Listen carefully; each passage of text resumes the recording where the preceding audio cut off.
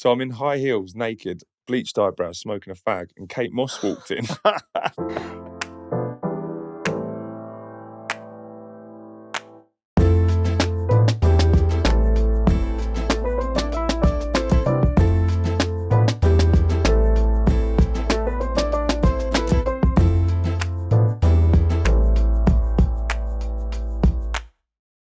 Welcome to Toast and Jams, the podcast show where we like to cheers to creativity and chat to the rhythm of a song from our formative years. And today we welcome Josh Parkinson. Big up, Josh. What's happening? Josh is a DJ, producer and model, sometimes model. Definitely artist from London, originally from Broadstairs, right? Yeah. In Kent. Is that in Kent? Yep. Yeah. Cool. Next door to Margate. Yeah. You're known for energetic DJ sets, clean production style, deep connection to dance culture. What else would you say about your kind of? I don't know, but I didn't know I was getting an intro like this. It's lovely, isn't it? Yeah. Well, it's good to see you. Go on. It's also just a nice excuse to see you because I've not seen you for a long time. Mate. Exactly. And it's weird because social media makes you feel like you're in people's lives or they're in your lives when they're not actually. You're actually more isolated. Yes. Even though you think you're being more social. Yeah. But yeah, it's lovely to see you face to face, Lovely mate. to see Been you. a while. We like to, Toast and Jams, we like to pick a drink to cheers to. Yeah. What drink did you choose today? I chose a good old cup of tea. And why? Because I've been literally on the road for weeks and I don't feel like I've sat down. And when I do get to sit down, I just love a cup of tea. So it's about relaxing, chilling. And I'm not really I don't really moment. drink alcohol when I'm just chilling like this. No. I like a cup of tea. Yeah, I don't know many DJs that do these days. Like you can't really do that. Like well, a few mates and stuff, they like having like a glass of wine at home or something like that. Yeah. But I don't drink unless sometimes if I'm DJing somewhere that's got a nice cocktail menu, I might treat myself to a little cocktail. And that'll be it. Yeah. But unless what's your go-to cocktail? It was an old fashioned. Yeah. But I've stopped drinking whiskey. I drink tequila now, so I kind of just have like a spicy margarita. Do you want to down some tequila whilst we're here? Yeah, go on then. This is a really good one as well. Oh, yeah? Yeah, watch out. It's pretty strong. Right. Steady on. Oh, my gosh. You're going for it. Oh, lovely. Can you finish that? Whoa. We went from don't really drink much to... No, it's not tequila. It's not tequila. Okay, for everyone listening who can't see, or everyone who can see, that was water. Yeah, he pranked me a bit earlier. I said, it would have been tequila, but I just want a cuppa. And he just started necking it. I was like, oh, what the? How do you like your tea? I like it with milk, semi-skimmed milk, and a spoon of honey. Lovely. Not loads of honey, though, because it just makes it too sweet. Well, cheers. Cheers, mate. That's the toast. Lovely to see you. Good old cup of rosy. It's actually a nice change for me to have a cup of tea because it's often like day drinking on this show. Do people normally choose an alcoholic beverage? Yeah, even though we always say it doesn't have to be alcoholic. Yeah. People are like, well, this is what I'm, this is the one, So, yeah. First, mate. Well, thank you very much for my cup of tea. Yeah, you're welcome. And we also like the guests to pick a tune from their teenage years. Oh, yeah, I sent you that tune. Good choice, by the way. What tune did you pick and why? Chopper. Yeah. Oh, I can't. No, it's not called just Chopper. Is it Chopper? It's The Terrorists. Yeah, but everyone calls it Chopper. Chopper. I've only ever known it as Chopper. Yeah. Shy FX remix. Yeah. That tune was the first tune that ignited a full-on spark to just absolutely fucking love music. Yeah. I remember I must have been about 13. And I was 2000s. Well, 87 I was born, so it would have been late 90s. Yeah, right, okay, yeah. But we were around a few of the older lads' house. Like, we'd not really done that often because we were young. Yeah. But we was like around the older boys' house. Yeah. And they had some decks out, like vinyls, and they were playing tunes, and one of them was MCing over it. And I'd never heard proper MCing before. And he MC'd over Chopper, and it blew my tiny little mind. I was like, what? I paid him a $5. Is it the first time you'd heard that tune as well? Yeah. Wow. And I was like, I'll give you a $5 to record you MCing over that on tape.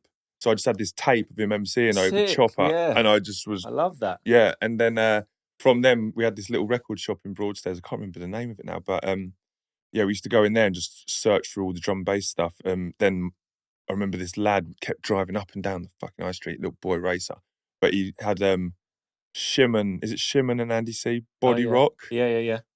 Boo, boo, boo, boo. Yeah. And it just kept going Mad past. I was like, bass line, yeah. what is that fucking tune? Stop. Yeah, managed to find it out, and then literally went and bought it on CD. But yeah, I was obsessed with drum and bass when I was a kid. I used to put it on to go to sleep.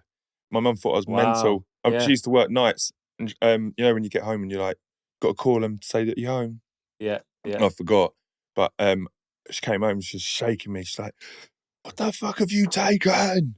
I'm like, yeah. Like, what are you doing? I was like, I'm having a nap. Literally, I've got the phone next to my head and drum and bass like tack, tack, tack, tack, tack. I was like, yeah, little weirdo. I can imagine you at 13 just hyping off drum and bass. Like, mate, it's also like for a teenager with a lot of energy at that time. It's such an accessible style of music to get into. Oh mate, it was so good. It's just so hyper. We used to have all the tape packs and just when we were playing football in the playground, you just have tape pack on, listening to drum and bass, just having it. I was just obsessed with it. Yeah, and that was my entry into loving music, really. So would you say that listening to that older boy MC over drum and bass was a real like formative moment for you? Like it kind of a switch was flipped. Yeah, 100%. Because I actually then, because we didn't have the money to buy equipment, MCing was really accessible. So I became an MC. You don't even really need a mic. You don't need anything. Do it. You don't need anything. Because like we'd just be like at parties and just doing it here like to each other. Yeah. And it was just entertaining and fun. So I became an MC, and then I was so young. I had no etiquette of how to behave in a club or anything, or like with things. So we'd blag our way into the club at like age 15. Yeah. And I'd just go up to the club, DJ. You can shout any clubs. It was called, it's not there anymore, but it's called Escape in Margate. Okay, yeah. We used to go there, like when it's like each to your own once you get to the door. So if you don't get in, see you later. Yeah, don't literally only 2 of you out of 5 get in. You're like, come on! But I remember then I used to go up to the DJ, be like, give me the mic, give me the mic, give me the mic, give me the mic, and until they did. And the first ever person was, which is a really funny roundabout circle, because now we get on well and talk. The first person to ever let me on a microphone in a club was Master Steps. Oh, big up Master Steps! Big up Master Steps! Oh wow, yeah. And I was DJing before him at this garage rave we did, UKG brunch. I've got to shout. He's responsible for one of my favourite garage tunes. Really? Yeah. Yeah. What one? Yeah. Oh God, I can't remember what it's called. Oh mate, I'm bad for tune names anyway. But it's the one with the spray paint at the beginning of it. What's it called? Oh yeah. Yeah, sick. It's so sick. That's heavy. I wish I could remember what it was called. Melody. Is it that one? Dance with a bit of a melody. Yeah. Sick. Yeah. It's just a beautifully minimalistic tune. Like still. Well, we were going to try to do something together, so I was buzzing. Yeah. So he let you on. He got you on the mic the first time. Yeah. And then I was DJing at this UKG brunch, and I was on the same lineup with him. And obviously he's not going to remember me, but when he stepped up, I was like, yes, Steps. I was like, you're never going to know this, but you're the first person to ever let me on. And then since then we just got on. We played alongside each other a few more times. Wicked. And I bumped into him randomly in a mall. Westfield. Shopping centres for all the people from the UK. Why did I say mall? You're watching too much YouTube things about the alien mall stuff. But so I bumped into him. It was weird because I'd just been crying actually. But for a sad reason I went to see the exhibition about teen suicide and child suicide. Yeah, right. It was a really amazing exhibition. All balloons. It's called like Lost Birthdays, I think, and it was all balloons of different ages, and it had the amount that was there that have lost their life, and it was like thousands and thousands. I was really moved by it. And I bumped into him. I was like, mental. Like, all right, mate. Like, you need to come see this. I just literally grabbed him. Was like, Steps, like, nice to see you, but look at this. And then we just ended up walking about together, chatting for a bit, and oh, nice. Yeah, hopefully going to try to do something together. I think you really should, because he sounds like it's you have these people in your life that kind of keep coming back in and out. Yeah. It's weird, isn't it? Yeah, it sounds like he's a big player in your kind of timeline, so you probably really should honour it. Well, we've been talking about it, but it's one of those things when you're all feeling hype and in a club. Yeah. You want to do stuff, and then when you get into your you've got so much to actually do. It's quite hard to like It is. get the idea, get the spark going Yeah. in those moments. And it gets Sometimes. harder and harder to make time for extra things. Exactly, You it know? does. Yeah. It Especially does. when you're a dad. Exactly. Which congratulations. Thanks, I think bruv. we can still say congratulations. Yeah, it's 3 months old Yeah, now. he's still young enough. Yeah, Marley. yeah. How's it going? Yeah, good mate. It's just a mental switch to life, isn't it? It's just yeah, everything changes. Yeah. But it's very rewarding now. He started smiling and laughing his head off, which makes you feel like you're not just a slave to this little thing that just doesn't even like, just look at you like, all They're right. a bit more in the room at this point, aren't Yeah. they? They're like looking at stuff. They're not just kind of like seeing blurred vision. Yeah, like, but now he looks at you and cracks up. You're just like, yeah, like I said, he did it like 3 a.m. Yeah. After I thought I got him down and put him in the cot, he just like, nah, starts laughing at me. Oh shit! But yeah, it's mad. Congrats to you. I mean, it's been years now, but yeah. I mean, in the dad crew now. They change real quick, man. Like, and it's such a cliche, and it's something that I heard so much when I was at this baby stage, like you are now. Everyone's like, hold on to it because it changes so quickly, and but they just do. It's mad because if you think about it, we get to a point in our lives where nothing changes that rapidly, like in terms of development like physically. Yeah. So when you see it happen in real time, you're like, yeah, exactly. Like, yeah. Literally 3 months, he's just gone from this tiny little thing to like a human man. He's about to go to work. Put him to work. Yeah, put him to work.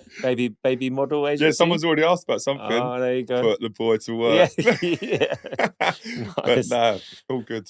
Going back to Broadstairs and like starting off, what kind of musical world were you growing up in at that point? Like, so you would say you broke into clubs a lot, or I say broke in? Yeah, just blagged away. In. Yeah. So we were doing that basically, and I got given a mixer by my mum's mate, who was a hip hop DJ. Big up Waxer.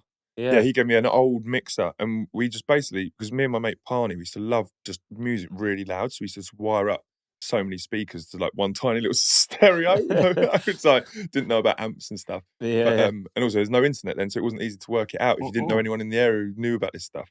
You were just lost at sea. Yeah, it's mad to think how we all got on with stuff. Which is quite annoying, which is like, I'll come on to it a bit later, but I really want to start a charity to help kids in like single parent families and stuff to get the equipment. Yeah. Because I didn't necessarily get the real equipment till I was like 24. Yeah. Which we could talk about later why that happened. But so we got given this mixer, and then we wired up 2 ghetto blasters to it and had a Jungle Massive CD. So I had CD1 on there, CD2 on there. Oh, so you were just mixing. And we were just trying to do that, realising that like you press play and it's like boom, boom, boom, boom.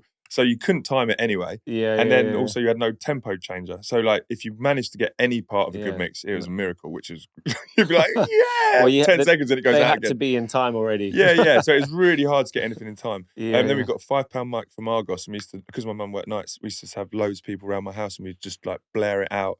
Just try and just make noise. We were just making so much noise. I'd love to hear a recording back of that. It would be hilarious. Have you got any tapes? No, well, I did have a couple. Yeah. When I bought my mate's, older lad's 1210s, but that was short lived. He needed some money to go to Ibiza, and he was like selling 1210s and a load of vinyl for like 250 quid. Ooh. So I borrowed it off a guy who owned the corner shop. Now. Just was like asking anyone in this high street if they could lend me 250 quid. I was like, I need them. Got them anyway. And then how did you manage it? Oh, the geezer from the corner shop lent me 250. Oh wow! But then I didn't make any money to give him it back, so I had to sell them again. Oh god! But for those like 2-3 weeks, I had them. I didn't really get that much schoolwork done anyway. But didn't get much schoolwork done because my mum, bless her, she was so sweet. She was always supportive of whatever I wanted to do. Yeah. And I had 2 single beds in my bedroom, and I was like, Mum, can I turn one on its side and cut the bottom off to make it a table? She was like, yeah. So I literally did that, cut the bottom off, and then had the speakers and then all my school books stacked on the speakers to keep the decks propped up. Yeah.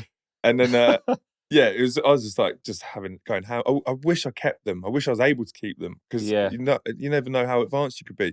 Which coming onto that charity idea, because like if I had all that equipment with so much passion at that age, like I could be so much further.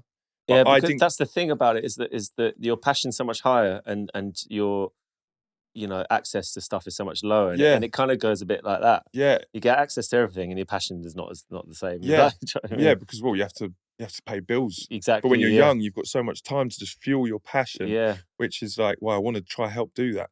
Well, I remember you gave a mixer away online for free. Yeah. When was that? A few years ago. Yeah, so it's kind of like. Yeah, but I wasn't going to use it. I wasn't going to sell it back a little bit. Which is nice. I wasn't going to sell it. I wasn't going to use it. I was like, any kids want this mix or anything? Yeah. But I think that's how you should do it. But basically didn't have the money to get the equipment, so just was MCing for a long time doing that stuff. And then I started DJing in my mate's pub when I was 15 because he had like, there's like rack decks. Yeah. They've literally got a tiny little wheel on, like as big as this cup, like that. Yeah. With like some the CD ones. Yeah. It's like they that. got loading trays, and then you got press play, and then you got a little wheel. Yeah. And then just some like in-ear headphones. I was just like this 15-year-old in the pub, like stinking of smoke because you could smoke it at the time. So I'd come back, all my clothes would just reek. But just did that for a little while till I was like 19. So wait, hold on a minute. So at this point, you're making money from DJing. Yeah. Would you say? Mm-hmm. So it kind of it went from just a kind of bit of fun and interest quite quickly into. Yeah. But this was very much work DJing. I wasn't getting to just go in and play drum and bass. It was like, it was a pub/club. Yeah. So I had to play all sorts. Adhering to a brief. Yeah, my mates whose pub it was, his dad was a bit of an OG, and he used to always come up. He used to drink half pints. Just come up and be like, end it with Frank Sinatra. So I have to play. I've told you, boy. Anytime he was there, I'd have to end on I did it my way. Right, okay. Nice. That's actually Arlo's, my son's favourite tune. Is it really? Yeah. Yeah, so anytime he was there, I'd be like, fuck, I'd fucking end oh, no. Frank Sinatra. Well, was he really intimidating? Was he a bit of a G? Yeah, he was old boy. Old gangsters. Yeah. But yeah, it was like, it was funny though. But now I look back on it, it was great. But yeah, I used to do that week in, week out, every week. That's really good experience though, especially at that age. Well, it's becoming good experience for all the kind of gigs I do at the moment, which are very much like work orientated. I was going to say you're learning how to read a room, but really the room is telling you what to do at this point. Kind of. Well, a little bit, but also it is reading room because there's so many different types of people. Yeah. So like you've got to really try to cater. So like, it's funny how when you're older, you do realise actually a lot of these things were learning curves that like taught you a lot of lessons. Totally. And also just confidence, like being that young. What was your young. CD pack like? Oh mate, it was like a big old massive box. This was the pubs or the geezer who owned the DJ. You stuff. had access to so they left it there for me because they knew I liked music. So they was like, "Can you fill in for someone?" Then it was like, "Do you want to do every Friday?" Oh sweet. Okay. I was like, "Yeah, go on in." Great. But it was a good way. Got involved with a bit of naughty stuff, so it was also a good way to say that's where I got my money from. But do you want to elaborate on that a little bit more? Just sold a few naughty things. Okay, right. But not out of like, but out of just kind of help the party at the time. No, not for anything like that. I didn't actually touch anything until I was like 21. But it was just as a means to an end. Like I liked nice things, wanted nice trainers. Yeah. Wanted things that I couldn't afford. Yeah, so I had to do what I had to do to get it. Yeah, fair enough. And then when I got into the modelling stuff, when I got scouted like 18, 19 I was.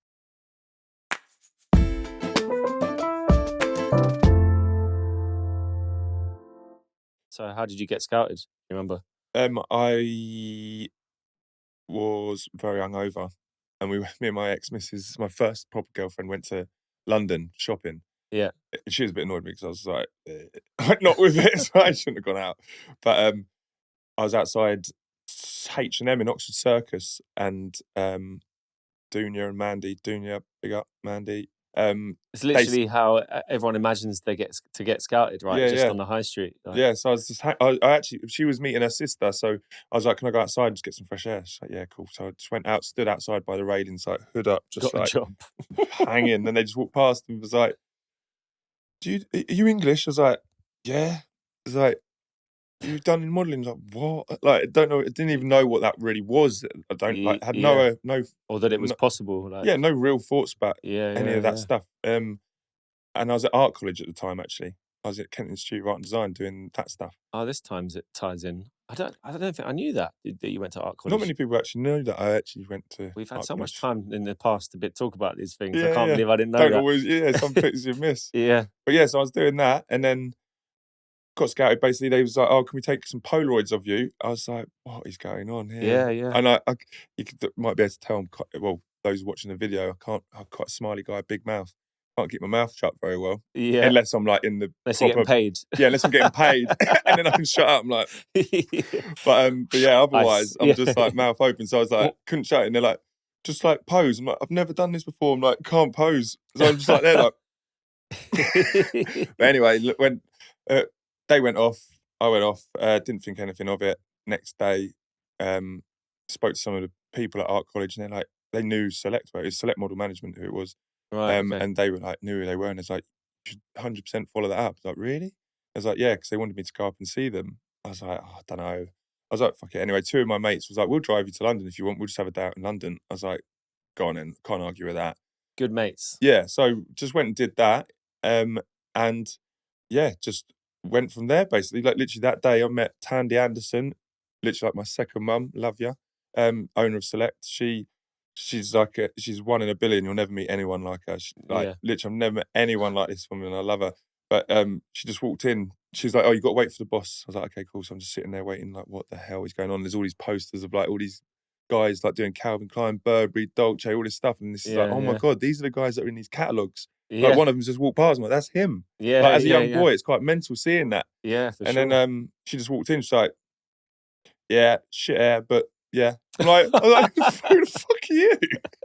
I was like, I thought I looked fucking sick. Yeah, she's like, yeah, but nah. She's like, go take some pictures. So I went and had more pictures done, and basically just all went really fast. Literally, went to some casting, got sent to Mallorca for a photo shoot within a few weeks. Wow.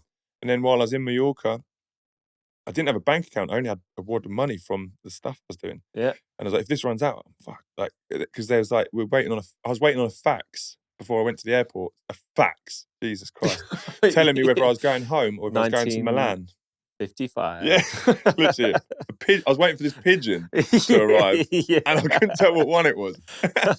So yeah, and then got sent. I was with another lad. He went home. I went to Milan on my own. I'd bearing in mind that I'd never even travelled before 16. I'd never been abroad. Yeah, wow. And all of a sudden, travelling on my own to these places, it was mental. So yeah, I went to Milan and did 2 weeks with Alexander McQueen. One-on-one with him as well, doing all the looks. I was the fit model for all of the catwalk, and then did the catwalk as well. Nice, but then because I was there, that was meant to be exclusive. But then because there's like, because you've done the show now, Calvin Klein and Fendi want to see you, so went to Calvin Klein and Fendi, and then and it just went from there really. So the art college was really, really supportive. My tutor John Dargan, he was how did that work? With he I think he saw maybe, I don't know, an opportunity. So he didn't hold me back from it. So bless him, like big up to him. Yeah. He saw that it was going well and people were wanting to see me. So I was like having to go to London. Bearing in mind, now it takes 1 hour 10, but back then it's like 2 hours 20 there, 2 hours 20 back, plus tubes. And I'd be doing that like 2-3 times a week. Yeah. Like, just to see one person, like, Christian, do you want to see you? That's a young man's sport. That is. Yeah. But I turned up. I didn't even know what I was doing, but I was turned up in like baby blue tracksuit, see Christian Dior's like, I think you still probably with a JD bag on my back, probably. I was like, but they just look through your book, like your portfolio, go, and they could literally just be like, yeah, thanks, nice to see you. I'm like, I just spent like 6 hours of my day to come just to you do that. But the potential of the job is always worth it, right? Yeah, but it's so annoying. It's like in the fashion industry, I think they forget how they could just give someone a little bit more. Yeah. Bit more than just bye.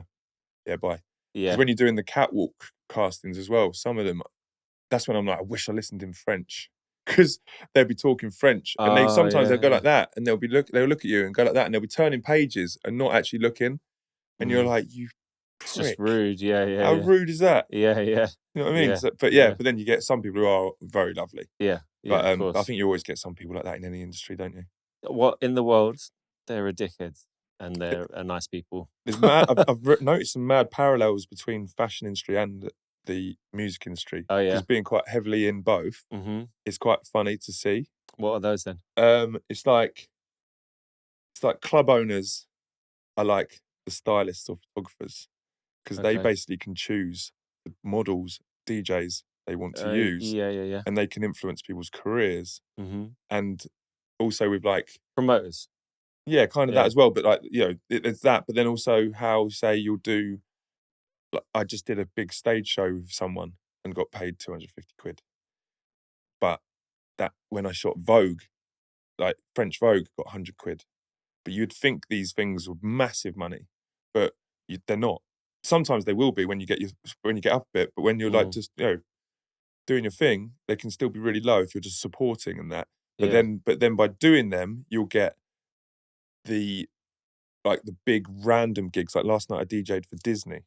Yeah, got paid a load. DJ for Netflix got paid a load. But in the fashion, because you did Vogue, you'll do these big catalogs that'll pay you like a few grand a day. Yeah, right. So there's lots of similarities between both and Yeah. how they work. Yeah. And I think the key word is industry, right? Yeah. It's like, because music itself, not the industry, but music itself, maybe in the creating part of it, there's some kind of like links to like fashion world and designing and stuff. But as soon as you talk about the industries, then industries just have structures, don't they? And like, you know, politics and dynamics that relate to each other, I guess. Yeah. I wanted to ask you, how do you split your creative identity between producing music and DJing it? Yeah, I basically only got diagnosed recently because I was like, since having a boy, I was like, I really need to be able to focus on things. And I just thought I was always maybe just a little bit whatever. I don't know. You don't know how to describe how your head is sometimes. But I was like, I think I've got ADHD. It's basically seeing all these posts on Instagram. I was like, each of them, I'm like, they really actually resonate with me. Like each of them, I'm like, Jesus Christ, that's exactly how I am and how I feel and how I act. Yeah. And I didn't want to, but then I didn't pursue anything about it because I was like, I don't want to just be that guy jumping on a bandwagon thinking he might have something. Yeah. But then it just kept becoming more apparent that this is actually really is what it is. And I was actually quite against taking any medication, because I was like, I felt like it could dull your spark or do this or turn you into a zombie. I don't know. But And have you stuck with that? But I smoke a bit of green to help. I self-medicate basically. Yeah. Because that helps all the mentalness calm down and I can focus, and then I'll be able to hyper focus like nuts. Yeah. Like if I'm doing something creative, I could work from 10 in the morning until the sun comes up. And the only reason I go to bed is because I'm like, if the sun is fully up, I'm totally buggering up my next day. Yes. So I'm I need to be able to go to bed, have a good sleep, and then wake up and try to keep it normal. Otherwise, I end up in a really bad rhythm. Yeah. So I do that. But then my missus' cousin, I think it's cousin or someone, started taking medication. They said it absolutely changed their life. It can do. I've heard really good things about it. But then also, there's the other side of it that like you can cope without, right? Yeah. But the coping isn't, I don't think it's working. No. It's working in some terms, because I'm like music and stuff, I'm very good at just hyper focusing, doing art, like created a whole collection of art in like a few weeks, just like hyper focus. Recently your painting, you've just went all in on it, didn't you? You did so much work in such a short space of time. Yeah. Well, my missus was pregnant and she was like in the garden. Total superpower, like, you know. That's what I mean. Yeah. I didn't want to dull that. No.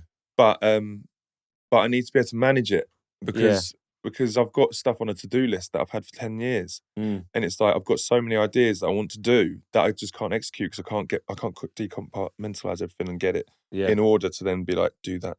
Like, I'm very bad at sitting down and doing anything that doesn't give me a bit of dopamine, which is what ADHD is. Yeah. And it's like doing the admin side of things, because I don't have a manager or an agent anymore either. As well, and it's like doing that side I find so hard. Yeah.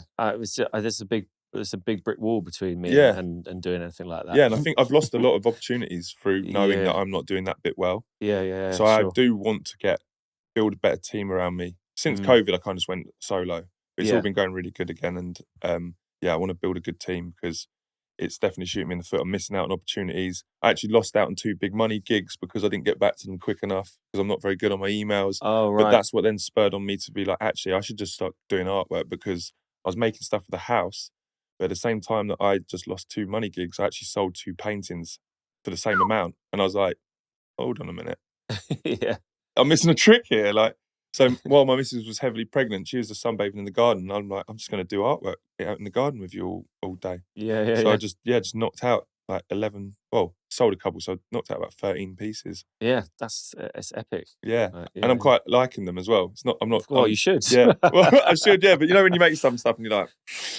I think they There's look two great. in there. There's two in there Yeah. that they're not my favourite, but there's a few that I love, and I also like making custom frames for them because I think I think it makes it look so sharp when you make a good frame. Yeah, and you're a hands-on guy. You love making stuff. Yeah. Like, that's something I definitely know about you in terms of spending a lot of time with you where we've had idle hands, let's say. Yeah. Because for people that don't know, we used to work together Yeah.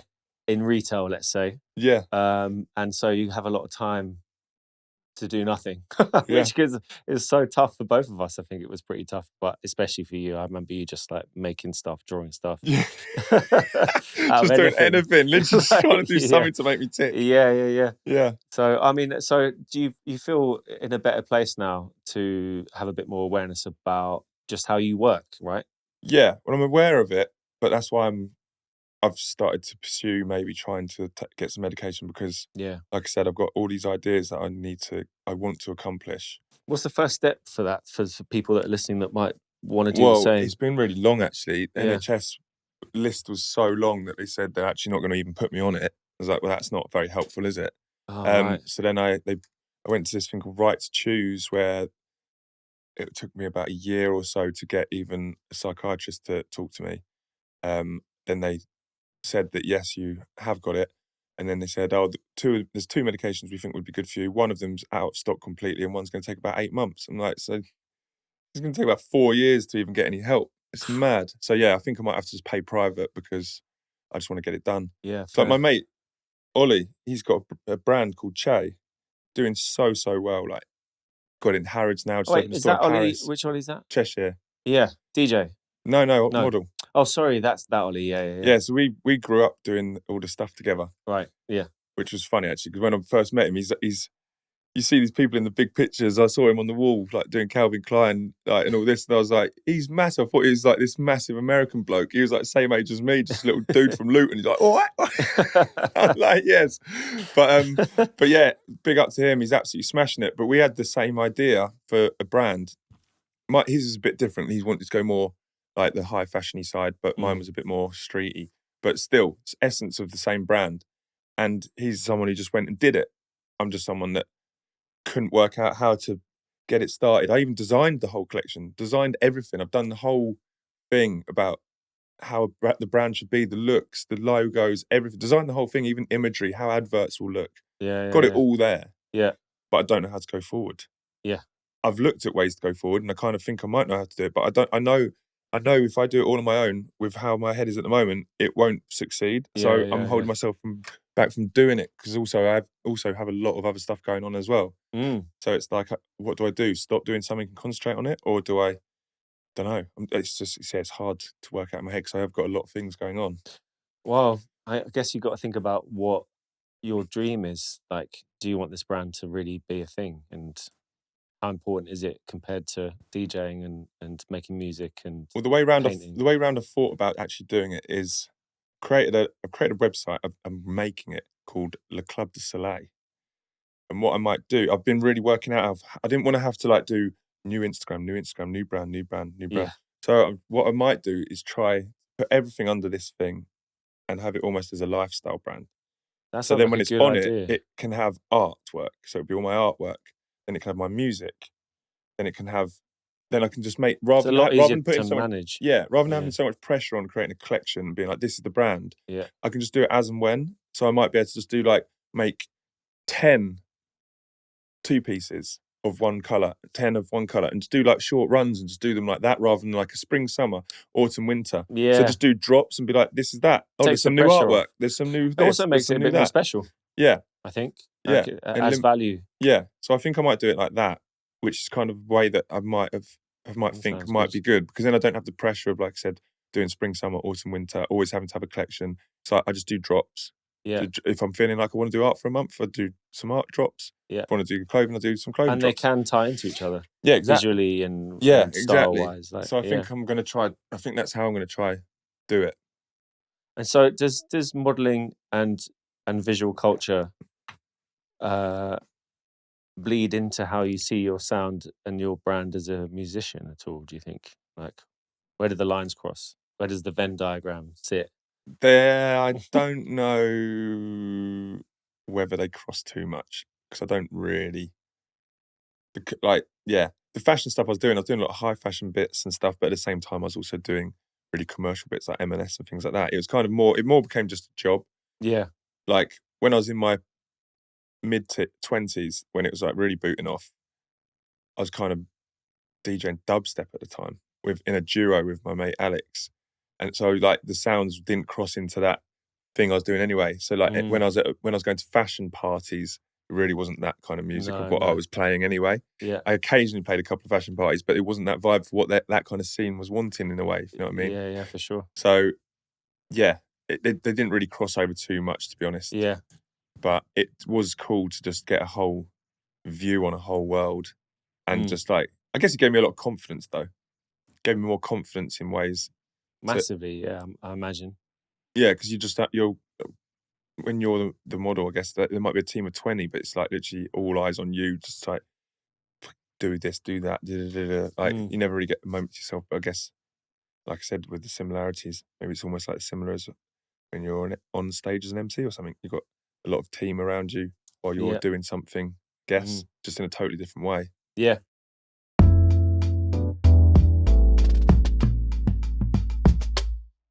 I want to talk about like rhythm, routine, and reflection. Rhythm, routine, and reflection. So, for example, studio process. Are you a night owl or a morning creator? Night owl, 100%. Yeah. Literally, I've always been it. Always, I don't know what it is. Just feel like my ancestors must have been like night watchmen. So I'm just like, my missus goes to bed at 9, 10. She's like, you come in? I'm like, no, wait. I'm like, this is where I'm about to start working. This is when I get stuff done. Yeah, I think it's because there's less distractions. My phone's not going off. Things aren't happening. It's just very chill. Yeah. And it just helps my mind relax and and get into the zone. Yeah. So like I said before, I could go till the sun comes up. It's the knowledge. I think with night owls, often it's the knowledge that no one else is doing anything. Yeah. And so no FOMO. Therefore, you can do it. You can now do your thing. Yeah, I'm not feeling like I'm missing out on anything. Yeah. Because that's bad with the summer. I find it really hard to do studio sessions in the summer because you just like, you always want to be doing stuff with people. There's no room, and especially if you're in music. There's no room for like heavy work projects in the summer. It's like, nah. It's tough. Yeah. But yeah, I'm trying to do a few bits. But yeah. So you're a night owl? Yeah, night owl. So basically, on average, I go to bed about 2 a.m. every night. Okay. Yeah, so you're a consistent night owl? Yeah. Right. I can't go to bed before 12. Like last night, I was exhausted, got home from my gig at 12. My missus was like, come straight to bed. I was like, I can't. Like, I just need to have a cup of tea. Yeah. And just drink some caffeine. I had a decaf actually. She's got me into decaf. Normally it'd be a normal one. But yeah, I just had a decaf. I can't, I'm just going to have a line of Coke. Yeah. Just relax. Yeah. But it bodes well for being a new father. Yeah, well, it actually worked out really well. We didn't think DJing would ever have transferable skills. But the nighttime thing really worked because she, at the start, we tried to do everything together. Yeah. And then realised that that's not working. So we're both knackered and also I have to go to work still at the same times. Yeah. So we was like, let's just go back to normal life. You go to bed about 9, 10. Then I do I wasn't getting much done at the time, but it's fine. Obviously, got a bigger job at hand. So I'd take care of him, doing the feeds and stuff till 2, 3. A few times it was 4. And then, so she gets a good chunk of sleep. Yeah. And then I go to bed. And then she'll take over anything from that. So then I can get a chunk of sleep. But then I was in a bit of a different time zone recently because I'd be getting up, get up at 10, sometimes 11, and then a couple of times get up at 12. And I was like, Jesus, I feel like a teenager again. Yeah. And when I don't like getting up at 12 because you just feel like you just feel a bit, and then by the time I've had breakfast, which is actually lunch, then you're just like completely off. And then I'll be having dinner at like 11. Yeah. And it's just, it gets too much. But yeah, it's worked out well. Yeah, good. What keeps you grounded when you're kind of spinning the plates of gigs, releasing music, and staying like visible in this kind of day and age? Keeps grounded. Yeah. What, as in like not being a cunt? Yeah, you could say that. But like not being, in a busy world of like being a creator and having to create all the time. Yeah. Like, what kind of, is it friends? Is it like routines? Is it hobbies? Maybe Marley now, your son. Oh, right. Yeah, that kind of stuff. Yeah. Seeing friends. Now, obviously, Marley, been with my missus. My missus is a funny girl. She's a joker. It's just like having laughs with people. Also, your friends also just rip the shit out of you about everything. Yeah. So literally, like, it's like you can't get above that to even be like weird or like figure because your mates just like shut up. Yeah. After Glastonbury, I put a picture up like just being like like long one. It was like of my wristbands. And my mate was like, "Oh, wristband wanker! Oh, I've been to Glastonbury." It's funny because you can tell the people that don't have friends around them that take the piss. Yeah. Because you can just tell they've been allowed. Their ego's been allowed to just run free. Yeah, it's a wonder. Yeah. Yeah. You need that takedown, man. Yeah. Otherwise, but where I'm from as well. Yeah. Before Broadstairs, I actually lived in Lincolnshire from like 8 up till like 8, 9. But then, something kicked off and we like moved overnight down there. Yeah. So just kind of where I'm from and stuff like that. It's kind of like when I go back to like anywhere or something, if I, just get absolutely rinsed if you think you're more than anything. And basically, I think people are idiots when they think they're more than anything anyway. It's like you play music, like it's a blessing. Like I love this because I love making people happy. Like from my creativity and art and stuff, I just want people to feel something, like, but good. So like, don't really play any dark sets anymore since COVID. Like I just want, I've kind of changed the way I am in terms of that. Sometimes I'd go a bit harder, a bit darker, but like I just like to go full party. I want everyone to have fun. Yeah. I want people to leave with a smile on their face. Yeah, it's real. It's really true to you as well as the type of person that you are. Yeah, I think, and so I think you're finding just a bit more alignment, right? Yeah, exactly. It's good. It's honest. Yeah. You start to realise what you actually want from life and things, and I just want to breed positivity and happiness because we all need a bit of that. We do in this day and age, more and more so. Yeah. So, any rituals or routines or like creative superstitions that you kind of keep up that you can admit to? Yeah, well, no, a bit naughty, but I like a few tokes on a joint before DJing.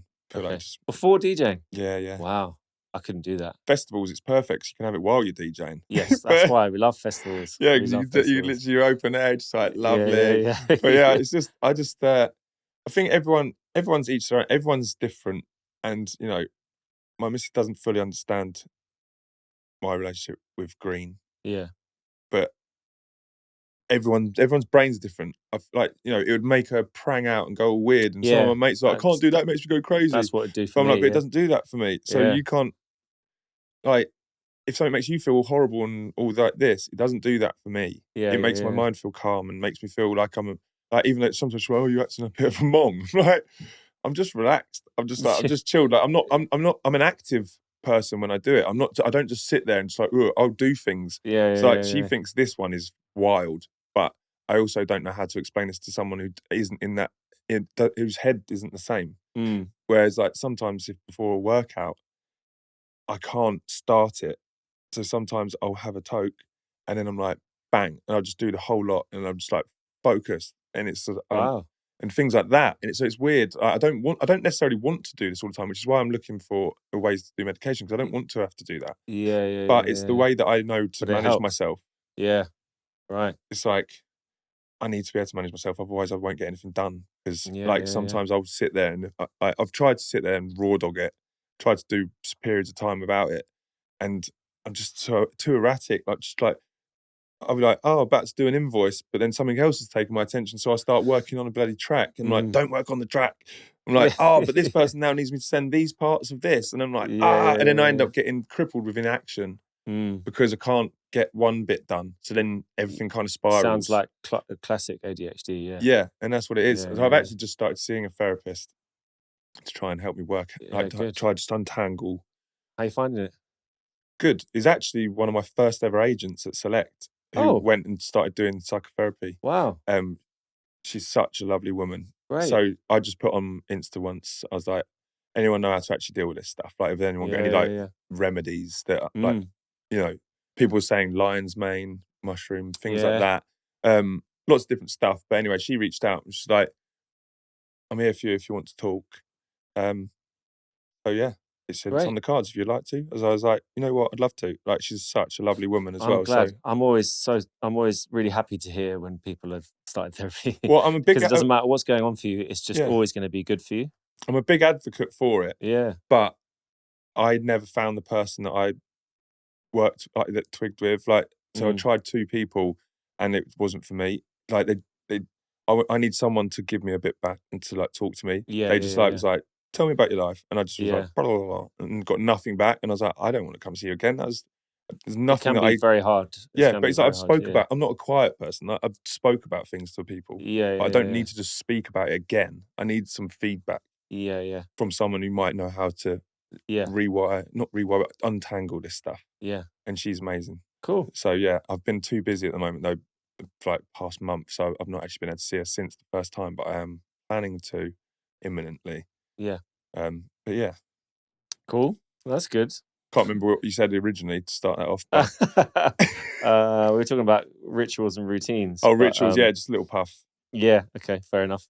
So how do you deal with creative blocks and moments when things aren't flowing, like musically, artist? I hate that. Artistic. Sometimes when you're trying too hard, it just happens. Yeah. Yeah, I think just getting out in nature. Yeah. Yeah, that's a good advice, yeah. Get out in nature, get your feet on the ground. And toes in the grass. Toes in the grass. Yeah, just some nature time, I think really helps to just, fuels the soul. Fuels the soul. Listen to some nice mellow music that's just like good. Something soul different music, to what you're making. basically. Yeah, something different to what you're making. Yeah, exactly. Yeah. But sometimes I've got a bad habit of like, if I've worked on a track for what about long, painting though? Painting. Do you get blocked with that? I don't know if it's a block yet because I've not done loads of it. Yeah. But I kind of did all that stuff that I did with an endpoint. So I've not actually tried to. I've got loads of ideas in my head that I've basically been painting in my head for years. You haven't crossed that bridge yet, basically. No, because I've got loads of backup ideas. That I've been literally like when I lay there, like going to sleep. Sometimes I'll be designing something in my head while I'm like dozing off. Yeah. I'll be thinking of new ideas of like maybe a song or. Annoyingly, with song ideas, though, I always forget them by the morning, so that's well annoying. Yeah, because I'm like, no, this could be good, and then I forget it. Yeah, I hate that. But I painting, have the same. yeah, you're like, that's a good one. Yeah, and you're like, literally just think of the sickest bass line. I have actually had to get up and do it a couple of times before I go to sleep, but now I can't be bothered. But I'm like, oh, that would be heavy, and then I'm like, oh, fuck it. I've got loads of voice notes on my phone of singing stuff in the car. You know, when you're in the car and you're like, voice note this, la la la la. I'd hate if anyone heard some of them things. Literally, me be like, sounds ridiculous. But yeah, the painting ones, I tend to remember them. Yeah. So sometimes I design paintings in my head, and then I've got a whole thing in my notes of just all different paintings that I want to try and do. Sweet. Also, Pinterest boards are really good. Oh yeah, for inspiration. So basically, you're one for storing up, so you don't ever. I'm a hoarder. You're never short of inspiration. Yeah, so I've got so many folders on Instagram, Pinterest and stuff with like different things. Yeah. So like art ideas, styles, colours, all sorts. So then I kind of go swimming in inspiration. Yeah, but it's better for art, that is though, than the music. Course. The music I find hard to keep the inspiration sometimes. So like sometimes I have to sit there and it's also so easy to get distracted in music by what other people are doing as well. Yeah. You know what I mean? But also just you get distracted by sitting down to do an idea and you're like, oh, that sounds nice, and you go on a whole new tangent of a different tune. Yeah, so then you're like, that's not what I was trying to make. Yeah. So you sometimes have to be quite disciplined to try to keep yourself into that. Also, my argument with that is just to be open to let it go where it goes. Yeah, I did that, but then I'll come back with that. Is I did that for a long time, and I was very inconsistent. Right. Yeah, so, like you know how it is. I was very against being in a lane. Yes. I was like, I just want to be That's where I'm like. Yeah, I know you're the same. I'm like, I wanted to be like one of those producers that you'd just be like, he's dropped a song and it doesn't matter what it is. It's a fucking track. Like, not the same vibe as Diplo, but Diplo does whatever he wants. Yeah. He'll make any song he wants. Then he'll be like Major Lazer, this, that, the other. Yeah. But I'll make something that's like super mellow. Yeah. And then the label, like if I signed it, the label would be like, oh, you got any videos? You playing it? I'm like, I don't play this stuff. No, and that's where it falls short. So that's when you end up shooting yourself in the foot all the time. Because I'm like, I really love this track. It's one of my favourite tracks of mine called What's Next on Eton Messi. Oh yeah, good label, yeah. Yeah, I wrote it during lockdown and it's one of my favourite tracks I've ever made. Really like takes you on a journey. But I never ever play it. And I actually played it last night at Disney for the first time in like ever probably. because it was for the Alien Earth launch, Yeah. and it was all quite eerie and mad. That's the new series on Disney, right? Yeah. Okay. So I got to play some weirder stuff. Yeah. And it was quite fun. Because like I said, I'm normally quite energetic and stuff. So being Yeah. Alien theme, I could go a bit weird. But yeah, that's one of my favourite tracks, but I can't play it. So I've bit my tongue, and it's working though. I'm trying to write more music that is what I would put in my DJ set. So is that what you'd say where your sound is going next, like, and what you're exploring is stuff that you can always play out? Yeah. So I need to, and how I've combated that, but I kind of need to get some balls and release it. But I've now used JDP, which was my MC alias, as going to be the alias that I can do experimental stuff with, where I can do whatever I want. It's like me doing vocals over tracks that I wouldn't even know how to describe the genre. I just want to make reign. But I need to put something out. I had one track out which was a collab with someone, a bit of a breaksy track, but I've got so much sitting there that I've produced of just random stuff, but I don't really know. I can't work out a path for it just yet. Yeah. But actually, having said that, the call I had on the way here might be the path. Yes. I can't fully speak about what it is. No, that's okay. But I used to be the DJ for The Manor.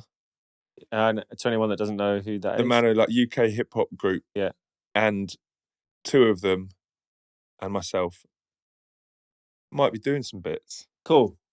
All right. I mean, I think we're probably quite safe because this is going to be going out like in a few months. So. Well.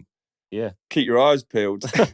John Dutch, Danny Graft, and myself. This is going to be a lot of fun. All right. Well, you heard it here first, folks. Yeah. Where I was going with that? I get so sidetracked. What was you saying just then? Oh, I was talking about like future sounds, really. Future sounds. That's it. Yeah. So the stuff I'm releasing at the moment as Josh Parkinson is the direction. Yeah. Funky but chunky, I'd describe it. Yeah, nice. Yeah. Yeah. So it's released on Edible, which is really nice. One of my dream labels. What was the name of your most recent release on Edible Records? Control Me. So released on Edible Records. Eats Everything's label recently. Jackie's, a Barcelona label. CR2 just last Friday. Oh yeah. You're busy, New man. track, I Want to Be Free. Check that one. Chained to the Rhythm and Second Phase just had tracks out on there, and so all of that recent stuff. Oh, and Space Disco.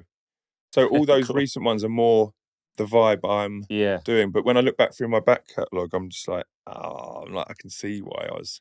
Yeah, but that's all right, man. But you know when you can see that you were being stubborn. Yes, and of course. You see you were being a wally. Yeah. I'm like, right, why did I can tell that I was being that, but I've probably a little bit had to have a bit of a ego death. Yeah. To realise. Always a healthy thing. Might have been the acid. But when was that? Well, through lockdown, did a few bits. Oh, yeah, that's quite fun. Well, I think it helps. Yeah, I think it helps. Yeah, no, I think just sometimes you just got to get over yourself. But like, it is annoying though because I do really like just making different styles of music, and it's quite annoying that there's loads of stuff just sitting on my laptop that is maybe nice, would be nice to release. And some people would go, "Oh, do a new alias then." But I don't want to be that guy. But I don't want to start a new alias. Yeah. I just want to be me. I just want to be me and create what I want to create. Everyone almost needs to pigeonhole you to be digestible enough. Do you think albums as a medium give you the space to include, like, because if you're going to make an album, right, as a piece of work, you could of course just have bangers these days. But if you were going to do an album, would you just it needs to be a bit more of a journey, right? I'd love to do an album, but because then there's space to put in those tunes that aren't the bangers. But I've heard that albums don't do well at all these days. I heard they flop. I mean, but who cares? People haven't got the. Well, then it won't do anything though. Sure, but maybe you'd have singles off the album that did. Maybe. And then the album is scratching the itch of. I'd love to. Well, I think an album would be more fun to do as JDP. Right. Yeah. Which I did actually want to do.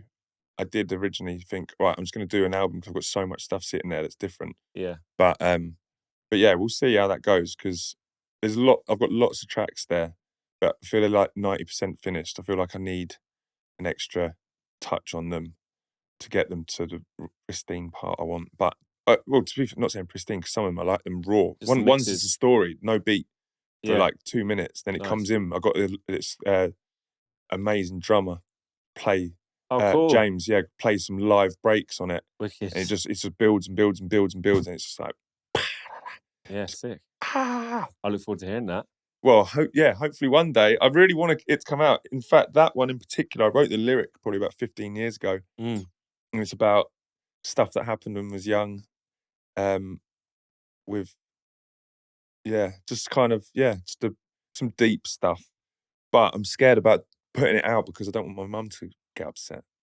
Basically talks about growing up, but like my mum's, I love my mum. She's amazing, did absolutely everything. But it's like a couple of her partners were pricks, which made things switch up. So it's almost a bit about my anger towards those people, those experiences. But then also kind of I'm talking sure there's about a conversation you could have with your mum where it would be okay to pave the way for that. Yeah.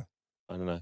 Yeah. That's you know better than me, but I guess it was my way of digesting it over the years. But making sense of it. I don't ever want her to feel like she did bad because she did amazing. But well, I'm sure she knows. Yeah. So that's that. But I can't actually really listen to it without getting a bit tearful sometimes. I played it to a couple of people and I have to leave the room just because it makes me get. Sounds like it's quite important work. Because it might really ring true with someone else. You know what I mean? Yeah. That's when real art does the job, you know? Yeah. I don't really know to even describe it as or who it's like. Well, that's good then. I guess actually try not to. Some tracks though, there's some people. There's a couple that I do really love their stuff. Frankie Stew and Harvey Gunn. I don't know. They're really cool. Okay. Yeah. I actually went to watch them on my own at Glastonbury because my mates wanted to stay somewhere else. I was like, no, you know what? I want to go see these guys because they're really good. They're cool. They only work with each other. Yeah. Like Harvey's the producer, DJ. Frankie's the vocal man. But yeah, they're really cool. Just a UK style, really nice. Yeah. But yeah, that's the only person I could kind of describe it being kind of like.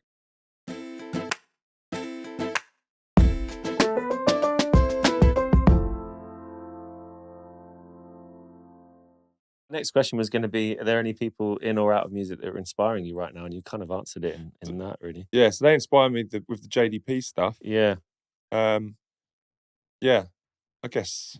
Any other creatives, like, you know, on your kind of peripheral vision that doesn't have to be in music? Tyler, the Creator. Oh, yeah, cool. I went to the O2 to his show. Really? Yeah, he's mental. I can't say I love all of his music, but his artistic visions, I think, are amazing. Yeah. And it's actually quite similar-ish to the stuff I like designing and painting. Yeah. He's got a very good understanding of aesthetics. Yeah. And just the whole vibe of something. Yeah, know? I like how he can just take a thing and run with it. Like when I was first ever trying to, so when I first got my music equipment, it's because I won Total Wipeout.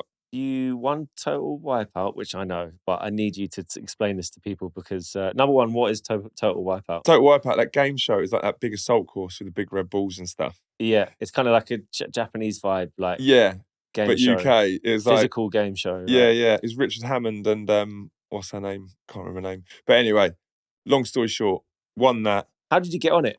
me and my mate were well bored at home, and it was before like online application forms, and we just printed off. It was like 30 pages each. Printed off this application form, and I just did the whole lot with my left hand. Because I was like, I'm not going to get on it. Like, I'm going to win. You wrote the whole thing with your left hand. Yeah, because I was like, it would. I'm right-handed. Well, yeah, but yeah. So obviously. I was just like taking the mix. I'm like, I'm never going to get chosen. How but did they even understand my full-time job at the time. I was 24. My full-time job. I wasn't doing much music then. Yeah, it was full-time modelling. Yeah, and I think because they saw it was so ridiculous how I wrote it, they thought, oh my god, we've got a stereotypical dumb model. And then I had to go for a fake. Well, we had to go to not fake, but they did a fake assault course. I had to go to. They said yes next round. Went to this other bit. I had to do this fake assault course in like some gymnasium somewhere, and then have to do a piece of what would have been to camera, being like, woo, and then went through that bit, and then we had to go into another bit where you go to a table of two people, and then had to just tell them a story. So I told them a story about what did I tell them? I told a story about when I did the shot for French Vogue, and I was wearing high heels. Wearing a woman's all-in-one, and I couldn't stand upright because it just went. And then they were like, actually, do you want to? It was with Kareem Reutfeld and Merton Marcus, big photographers, and French Vogue editor. He was like, do you mind doing it naked? I was like, Oh, fuck it. Go on then. So I'm in high heels, naked, bleached eyebrows, smoking a fag, and Kate Moss walked in. I'm just like, what the fuck? Oh, really? Yeah. So then, yes, I told him that because we only had 1 minute to How tell were a you story. feeling at the time down there? It weren't great. Feelings No, it big or weren't great. small? It weren't great. Okay. So it's one of the, in a big cold Shy, studio. feeling It was shy. like, you're joking. This one time. But yeah, so then you only had 1 minute to tell them stories. So that happened. Then yeah, ended up getting on it. But And you won. yeah, so I won it, then came second in the championship. It was in Argentina. I had to go back twice. But Wow. yeah, but with that money, when I was 24, that's what I bought all my equipment with to make music. So like I said before, I was only MCing and did a bit of DJing, but only because I had equipment in the clubs and stuff. But yeah, started making music. But I was originally making music to MC over because I couldn't find people to give me beats. So I was like, I want to make tracks to do that. And I made a few music videos, and I didn't know about Tyler Creator then. But then, like looking back, like like I said, I'm quite influenced by. Well, I like his look of the things, ways he does things. But I was doing things a little bit similar without even knowing about him. Did this music video where I dressed as a nun, and all in black and white. And I've it was seen all, that one. yeah, it's all very like yeah. a lot of symmetry. So like, Yeah. I'd be that side while that side, and like riding through the middle while some smoke's going all like that. And it was like, it's actually really cool. Me and my mate Milo and Ollie just did it with no budget. Just was like, yeah. And it's good. I yeah. liked it. Yeah. And then did another one where I was just like laid on the floor, and it just played this track while I got my mates to just. I've got this blue background. I'm just there like that, pretending I'm asleep, and my mates just pouring ice cream all over me, and ice cream sauce and sprinkles. And by the end of the track, I was just absolutely covered and piled with ice cream. And just weird shit like that. I just quite like the visuals of it. Yeah. Just rather than just having a YouTube like a track just like of just the name, I was like, it slightly starts moving, so it kind of hooks you in to keep watching it because ice cream like splat. Yeah, it's constantly evolving. And yeah. That's quite fun. Yeah. But yeah, Tyler Creator, Virgil, obviously. Yeah. He's also always going to be an OG. And I loved how he kind of crossed over into music. He was a DJ and stuff as well. Yeah.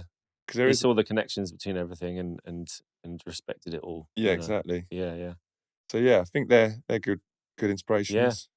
Yeah. So when it comes to community, like creative community, I guess in all walks of life, how important, number one, is community, and how do you stay connected whilst moving through creative worlds like of art and music and MCing I think and fashion? And I think it's really important, but it is actually something I've been struggling with quite a lot in my later 30s, especially since COVID. That's just like through a massive. It changed everything. Massive, like, yeah, it's like a break in society, and everything's just gone a little bit different. Everyone just suddenly was on their own, and then, everyone's on their own, but kept there. Yeah, it's nice that people maybe got comfortable in their own company, but it's made everyone feel way more comfortable, as in like don't need to socialise with anyone. Yeah, it's like yeah. All the clubs, pubs, everything are shutting. That's not necessarily always due to that. It's like money, but it was like a hard line was drawn, and it was like when there's no going back to like it's like a circuit breaker. Socialising that, yeah.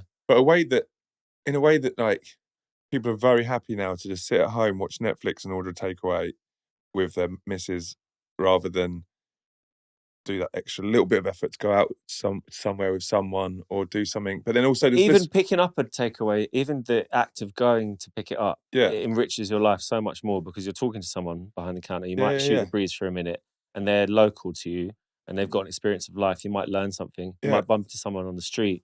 Like if it's the closing of all the doors that really like limits the enrichment of your life. Well, look at high streets. Yeah, well, exactly. Literally, like everyone's just on Amazon, just like doing that. Like everything's just becoming ding, ding, ding, ding, ding. All comes to you, and not actually. Like I find myself sometimes not like doing like 1,000 steps in a day because I'm like I've got stuff to do at home, so I just order everything, and I realise I've not even moved really, not gone out anywhere, done anything, and then it can easily slip into that. But yeah, I've found I'll quickly say another reason about something, but it's strange. All the youth now, I feel really sad for them because it's all just changed. I mean, my first gig back was like a Ministry of Sound gig in Portsmouth, and it was a freshers thing. So all the new uni lot, but had no one no years above them to show them how to do it. Yeah, So they're all there just standing there really awkwardly and didn't really know. They were all obviously just got there. So they haven't got mates. They hadn't had the chance to they don't know how learn. to connect. They don't know how to dance. It hadn't been passed down. Yeah, they don't know how to do.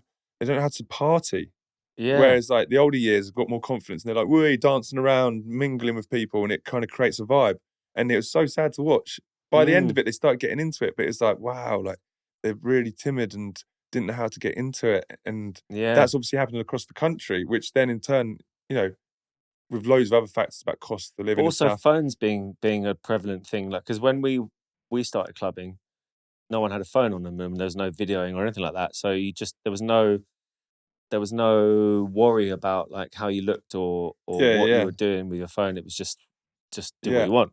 And I think there's a lot more awareness now of like phones being out or having to document something that you think is cool. Like, you know. People don't let themselves be as loose because they're worried they'll just get videoed and posted online. Also, and stuff. that's also the whole reason of not being shown how to do it too. Yeah, it's true. But down to the community thing though. But what I've found, it's a lot harder to get anyone to come places with me now. It's like I was just DJing one as well. in my hometown. Well, Margate, I was DJing. How was it?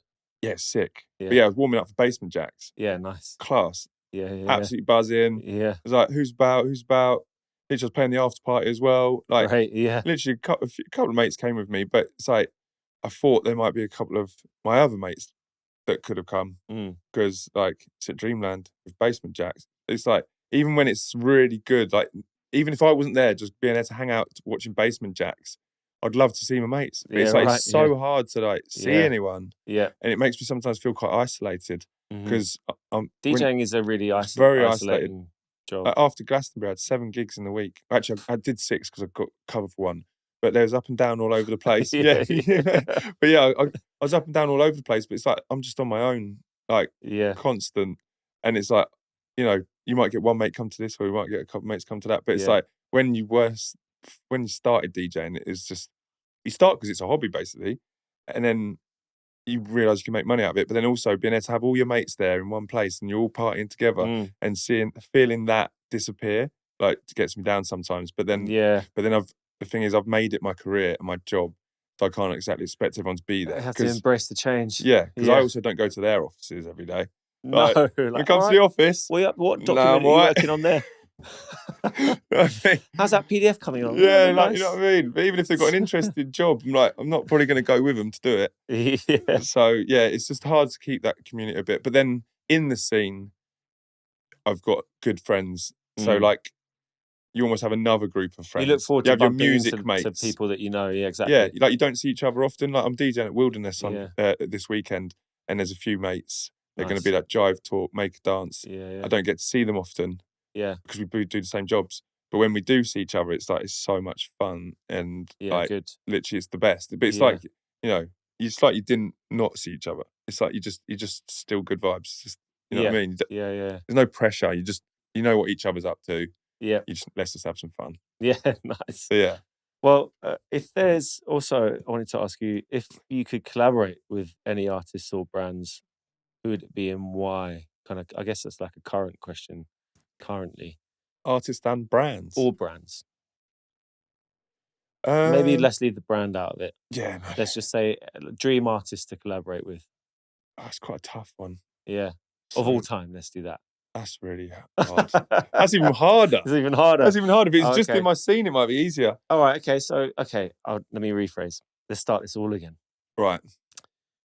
In house music. Yeah. What would be your dream collaborator to work with on a tune? I've always actually because he's been there consistently going through different scenes, but Scream. Okay. I've always loved Scream because I used to DJ dubstep, and then he went into house, and he is so good. He plays a lot of disco. I play a lot of disco as well. He's always played so many different sounds and so good at it that I'd love to be able to just make some weirdness and madness with him. Yeah, big up Ollie. That's a good one. Yeah. He's the sick. That's like what I wanted to do, just be able to be fluid and just play what you want. But I can see he gets so much stick for it. But he's just like, whatever, I'm doing me, which I really respect. Yes, definitely. Like you see people like, I was expecting a dubstep set. He's like, well, it was a house lineup. He's like, what do you expect? And then vice versa. And it's just like, I'm playing dubstep because clearly said that I'm doing it with Benga or someone. You expect me to play house, so it's like, but he just does what he wants to do and he does it, and I respect that a lot. All right, cool. That's a good choice. That's a good choice. Okay. And what's one sound or scene you haven't touched yet, but you would love to get involved in? The blues. The blues? No, I do love the blues. I do love the blues, but I can't play properly any instruments. Okay. I'd love to get more involved if I could play instruments. I could see you on a step somewhere playing a guitar, like a slide guitar. Yeah.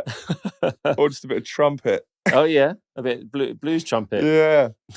No, I've just started listening to some blues. I listen to a mad, like varied, like lot of music, but I have actually started listening to a bit of like Teskey Brothers and J.J. Cale's, which is like really just like happy blues, like it's like it's really nice to drive to. Nice. Okay. Yeah. Cool. But yeah, I don't know. I just like it all. Let's do it all. Yeah. Well, listen, Josh, it's been so great to chat to you. Thanks so much for having me. It's been a lot of fun. Thanks for sharing everything. Yeah, big up, mate. Nice one. Cheers, bruv. Cheers. Nice one. Thanks for tuning in to Toast and Jams. Don't forget to like and subscribe. And if you want to hear the guest song choice, click the link in the description. See you next time.